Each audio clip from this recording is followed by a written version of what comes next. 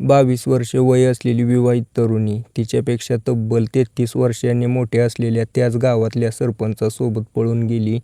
फक्त पळूनच नाही गेली, तर त्याच घरात राहणाऱ्या तिच्या पतीचं सोनं, पैसा पाणी सगळं लुटून घेऊन गेली. त्याच्यानंतर तिच्या पतीने असा काही निर्णय घेतला, त्याच्यामुळे आज ही घटना सोशल मीडियावरती व्हायरल झाली. पूर्ण घटनेचा तपशील मी तुम्हाला सांगणार आहे, व्हिडिओ शेवटपर्यंत बघा. 29 एप्रिल 2026चा तो दिवस होता. साधारणतः सायंकाळचे 8 वाजलेले असतील. अनुज नावाचा 22 वर्षांचा तरुण रडत रडत त्याच्या 2-3 मित्रांसोबत पोलीस स्टेशनमध्ये आला. त्यावेळेला रडत होता. पोलिसांनी त्याला शांत केले, पाणी दिले, बसवले खुर्चीवरती.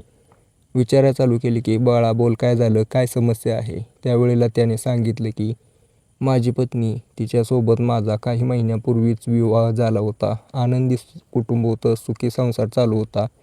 पण ती आमच्या गावातल्या सरपंचासोबत फरार झाली आणि माझ्या घरातलं सगळे दागिने पैसे घेऊन गेली. पोलिसांना याच्यावरती विश्वास बसेना की एक 22 वर्षांची तरुणी 55 वर्षे वय असलेल्या सरपंचासोबत कसं काय जाऊ शकते.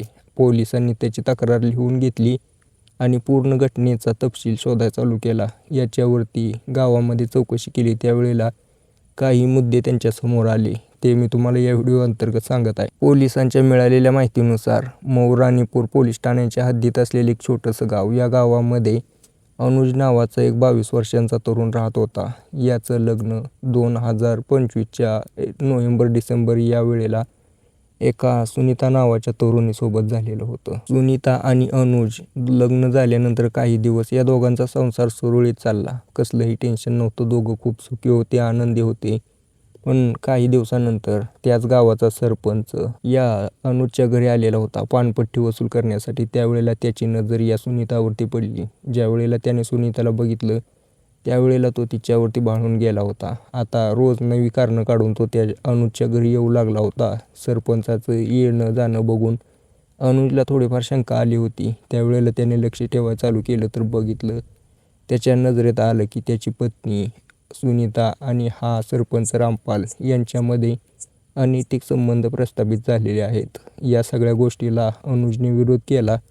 आता या गोष्टीतून या दोघांमध्ये वादावादी चालू झाली होती, पण त्या सुनीताने त्याचं काहीही ऐकलं नाही. ज्या वेळेला त्या सुनीताचा अनुजसोबत जास्तच भांडण व्हायला लागलं, त्यावेळेला सुनीता त्या सरपंचाला म्हणते की मला आता काही सहन होत नाही, तुम्ही मला घेऊन पळून चला. हा सरपंच तिला म्हणतो की ठीक आहे, पळून जायला काही हरकत नाही, पण माझ्यापाशी सध्याला एवढा काही कॅश नाही आहे, तू बघ तुझ्या बाजूने काय ॲडजस्ट होत असेल तर. ही सुनीता तिच्या पतीच्या कपाटामध्ये ठेवलेला एक 2 लाख रुपयाचा कॅश आणि एक 2-3 लाख रुपयाचे दागिने हे सगळे घेऊन फरार झाली सरपंचासोबत. आता मिळालेल्या माहितीनुसार या दोघांमध्ये जुळण्याचे मुख्य कारण होते की हा जो अनुज होता, हा तिच्यासोबत चांगल्या प्रकारे वागत नव्हता. म्हणजे तिच्यावरती अनैसर्गिक संबंध करण्याचा दबाव आणायचा, जे की त्या सुनीताला पसंत नव्हतं आणि याचा टायमिंग पण जास्त नव्हता.